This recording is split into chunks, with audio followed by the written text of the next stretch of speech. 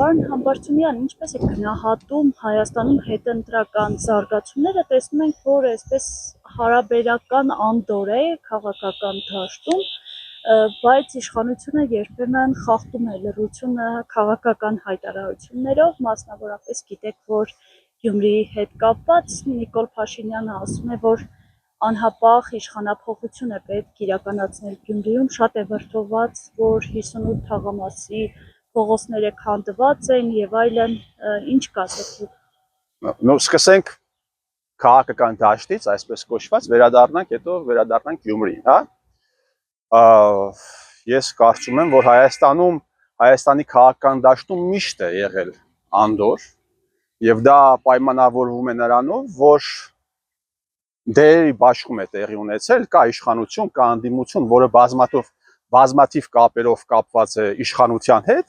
Իհարկե ժամանակ առ ժամանակ իմիտացիա են այս մարդիկ ստեղծում պայքարի, բայց ընդհանուր այս մարդիկ գործում են մեկը մյուսի հետ եւ դրա համար ես կարող եմ բերել բազմաթիվ օրինակներ, բազմաթիվ ապացույցներ կան, որ այս մարդիկ գործում են իրար հետ։ Իհարկե սա ասելով ես նկատի չունեմ, հա, որ նույն կուսակցություններն են ներկայացնում, նույն տան մեջ են ապրում, նույն քաղաքում են, բարեկամական չէ, դա չի նկատի չունեմ, ուղղակի նկատի ունեմ այն, որ այս մարդիկ գտնվում են խորը կաշկանդվածության մեջ, խորը կապերի մեջ են գտնվում եւ սա թույլ չի տալիս, որ քաղաքական դաշտը հունից դուրս գա։ Օրինակ, հարգելի Անահիտ, օրինակ, նախընտրական կամպանիայի ընթացքում բոլոր երկրներում փորձում են մի թեմա գտնել, որպեսզի այն զարգացնեն, մի քիչ չափազանցնեն եւ դնեն իշխանությունների դեմը։ Բայց Հայաստանի Հանրապետությունում խոշոր հանցագործությունները, որը տեղի է ունեցել այս իշխանությունների ժամանակ, այս իշխանությունների ձեռքով, այս իշխանությունների մասնակցությամբ տրվեց լռության։ Դաշնակ մասնակները լռեցին այդ թեմաների վերաբերյալ, այդ ուժեղ Հայաստան կուսակցության դաշինքի ներկայացուցիչները լռեցին, որոնք էին այդ թեմաները։ Օրինակ Հայաստանի Հանրապետության հյուսիս-արևմտյան հատվածում վարշապետներից մեկի կոմերցիոն գործունեության հետևանքով Թուրքիայի տարածքին է անցել մոտավորապես 400 հեկտար տարածք։ Սա պետական մասշտաբի խոշոր հանցագործություն է, որի համար իշխանությունը, ընդդիմությունը պիտի իշխանության կաշին քերթեր, բայց այդ թեմայի վերաբերյալ պահվել է լռություն։ Հայաստանի Հանրապետության հարավ-արևելյան հատվածում կան տարածքներ, որտեղ մարդիկ գնում հասնում են իրենց վստահված դիրքերը անցնելով ադրբեջանական զննության միջոցով, իմիջիալից այդտեղ այդ զինվորների տեղը կարող է լինել վաղը հենց այն մարդը, ով լսում է հիմա իմ խոսքը։ Եվ սա նաև ուղիղ պատասխանատու, այս այլանդակության պատասխանատուն ուղիղ Հայաստանի Հանրապետության պարլամենտն է, որովհետև ինքը պիտի վերահսկեր կառավարության գործունեությունը։ Խնդրեմ ցույց տվեք այդ ուժեղ ընդդիմադիրներից ինչ-որ մեկին, ով այս հարցը բարձրացրել է Նիկոլ Փաշինյանի առաջ։ Մարտի 1-ի դեպքերի վերաբերյալ բազմաթիվ են, ես մինչև երեկո կարող եմ այս թեմաների մասին խոսել։ Մարտի 1-ի դեպքերի վերաբերյալ 20 տարի մարդը ասում է մարտի 1-ին էս են արել, են արել, մարդկանց են սպանել եւ ճիշտ է ասում, մարդկանց են սպանել, Արցախից զորք է բերվել, բաց են թողել ժողովրդի վրա։ Հիմա հարցի միջալոց ինչպես որ ընդդիմադիրներն են այս հարցից խուսափում, այդպես էլ խուսափում է իշխանությունը, իշխանության ներկայացուցիչները։ Ռուբեն Ռուբինյանը այս հարցին չի անդրադառնում, Վիլեն Գաբրելյանը, գիտեք Վիլեն Գաբրելյանը ով է, նավակ ճոճողը, ով դարձել էր Օմարի արծիվ, հիմա ամեն ինչը մոռացել է։ Հիմա ինչպես է ստացվել, որ Նիկոլ Փաշինյանը մարտի 1-ի դեպքերի վերաբերյալ այսպես շարքող ամեն ինչը ֆինանսական ծառայություններ է մատուցում այն մարդկանց, ովքեր բաց են թողնվել ժողովրդի վրա։ Ֆինանսական ծառայություն է մատուցել Օգանովսկուն, ֆինանսական ծառայություն է մատուցել Գագիկ Սարգսյանին, Սպեցնազի Գագոին։ Այս թեմաները ով պիտի բարձրացներ։ Ընդդիմությունը, բայց լռել է։ Այսինքն այս մարդիկ գտնվում են խորը կաշկանդվածության, խորը կապի մեջ, գործում են երևի ինչ-որ առումով նաև փոխհամաձայնեցված, դրա համար քաղաքական դաշտը այսպես անդորի մեջ է, նաև բոլորս գիտենք, որ Հայաստանի Հանրապետությունում արդար ընտրություններ չեն տեղի ունեցել եւ նաև սա արդար ընտրություն չէ, որովհետեւ արդեն նախընտրական կամպանիայի ժամանակ խախտվեց նախընտրական կամպանիայի տրամաբանությունը։ Դուք պիտի այս մարդկանց դեմ խոսեք, բայց դուք չեք խոսել, արդեն նախընտրական կամպանիան բաներ պղծվում էր։ Եվ դուք տեսաք, որ ընտրություններից անմիջապես հետո ինչ տեղի ունեցավ, ընդդիմությունով ամեն օր ասում էր մենք 10,000 վալանտյոր ունենք, 20,000 վալանտյոր ունենք, 50,000, որտեղ են ձեր միտինգները, տղաներ եւ աղջիկներ, որտեղ են։ Ես նոր քիչ առաջ post գրեցի, ես իսկապես չգիտեմ Նիկոլ Փաշինյանն է ավելի գարշելի, թե Նիկոլ Փաշինյանի արածի ֆոնին, այսպես մաքուր ընդդիմադիր խաղացող անձին, ով է ավելի գարշելի, սա հռետորական հարց չի։ Ես չգիտեմ ով է ավելի գարշելի Ավինյան Տիգրանը, թե Ավինյան Տիգրանի ֆոնին ընդդիմադիր խաղացող, չգիտեմ ում անունը տան, որ չները բան չանեմ, էլի, այն մյուսները։ Սա հարց է, որը պիտի բան լինի, բայց ես նաև ասում եմ, այսպես իրենք չեն կարող մի ողջ ազգ, մի ողջ ժողովուրդ մոլորեցնել հավերժ եւ գալու է պատասխան տալու պահը, կգա մի պահ, երբ ինչ-որ մարդիկ ձեր շլինքներից կբռնեն, հա, եւ այս թեմաների վերաբերյալ կխոսի ոչ միայն կխոսեն մարդիկ, ովքեր ըստ էության ազդեցություն չունեն, հա, հիմա կլսենք, ասեն դե ինքը ազդեցություն չունի։ Կգա մարդ, որ խոսացողը ազդեցություն կունենա, կամ խոսեն այն մարդիկ, ովքեր ազդեցություն ունեն, այսպես ոչ չի շարունակվելու։ Սա ի պատասխան ձեր այն հարցի, թե ինչու է լռություն, ինչու է խախանդ։ Խախանդ պիտի լինի։ Ես հիշում եմ նաև մի այսպիսի փոքրիկ դրվագ, երբ արտաքին գործոս նախարարության շենքի դիմաց հավաքվել էին դաշնակ մաշնակները, միտինգ էին անում, հայրենասիրական ճառեր էին ասում, ընդամենը 10 մետր հեռավորության վրա նստած էր Վահագն Կոստանյանը կամ Վահան Կոստանյանը, Վահան արտաքին գործոս նախարարի տեղակալ, ճիշտ եմ հիշում։ Հա, Վահան Կոստանյանը, հասկանում եք, այնտեղ միտինգ են անում,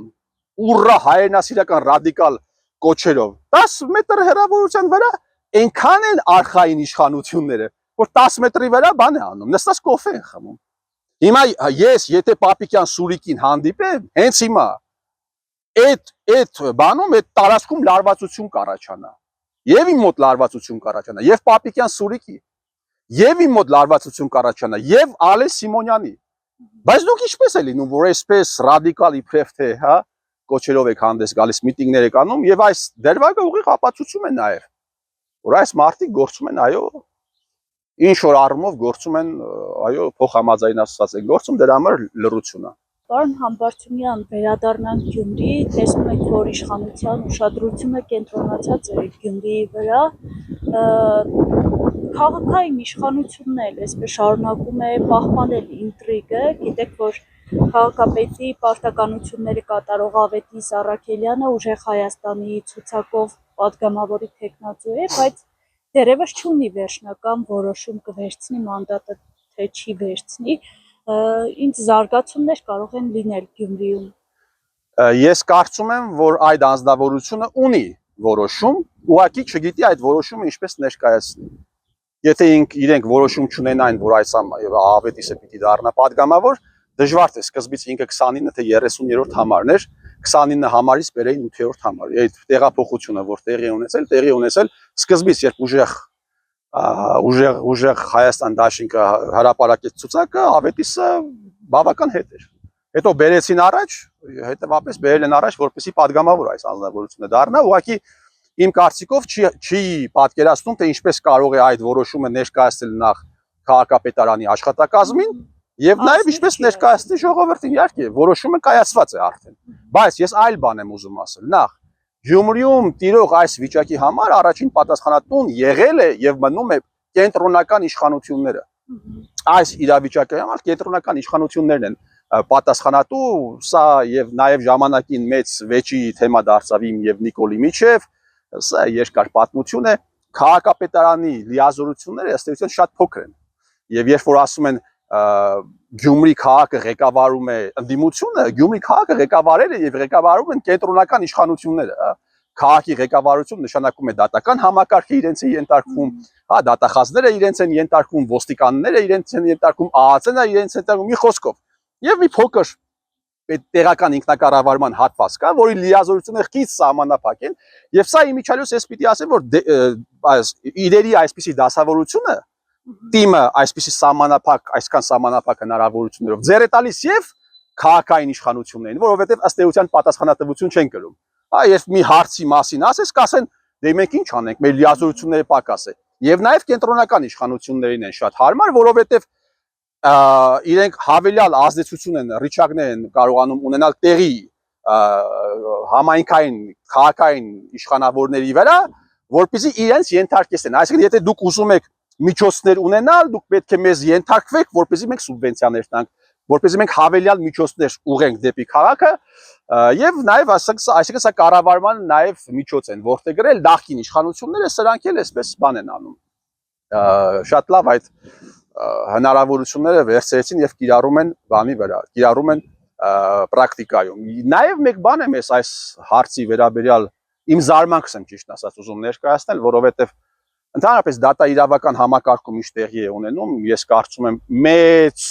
մեծ բան պիտի չլինես, հա,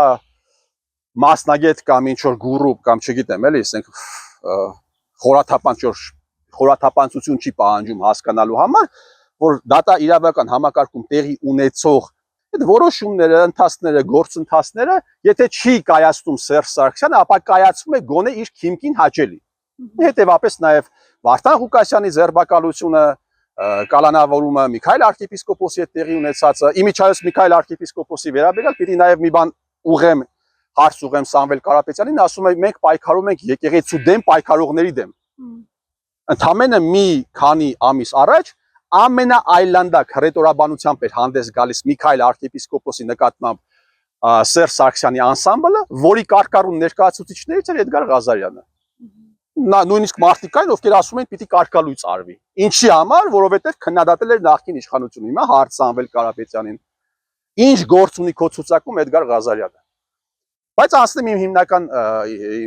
խոսքին անցնեմ։ Հա, այսինքն որոշումները կայացվում են այս մարդու քիմքին հաճելի։ Եվ նաև Վարդան Ղուկասյանի ձերբակալությունը։ Հիմա հարց Վարդան Ղուկասյանին, իր շրջապատին, իր փեսային, ինչ գործ ունես դու մի մարդու ցուցակում, որի ուժի հետևում կանգնած է Սերժ Սարգսյանը, դու ինչ գործ ունես։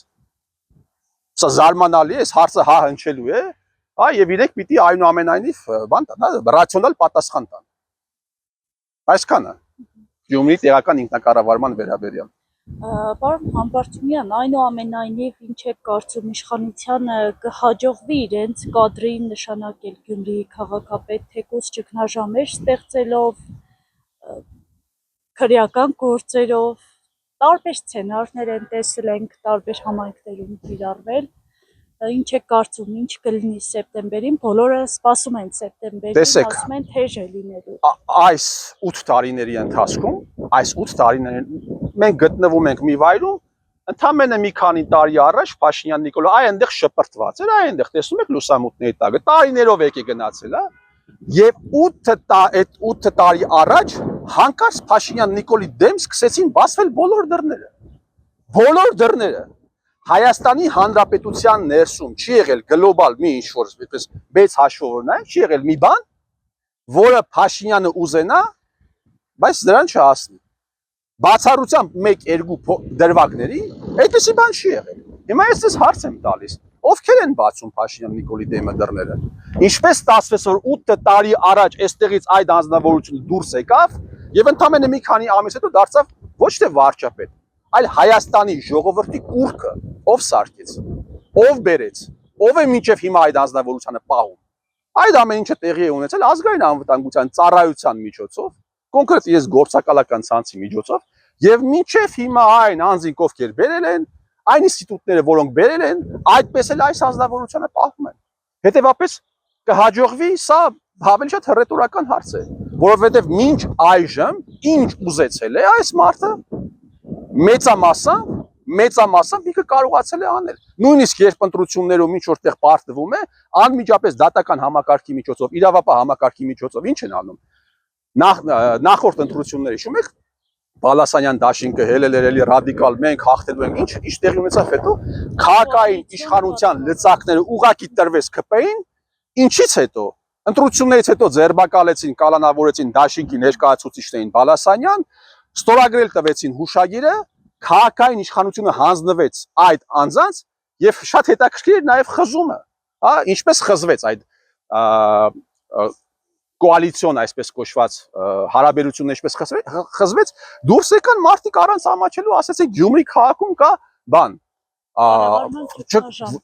կառավարման ճգնաժամ կար, բայց ինչպես ստեղծեց, ասում են ստվերային կառավարում է իրականացում Գյումրի քաղաքում։ Գյումրի քաղաքը կառավարող ուժերից մեկը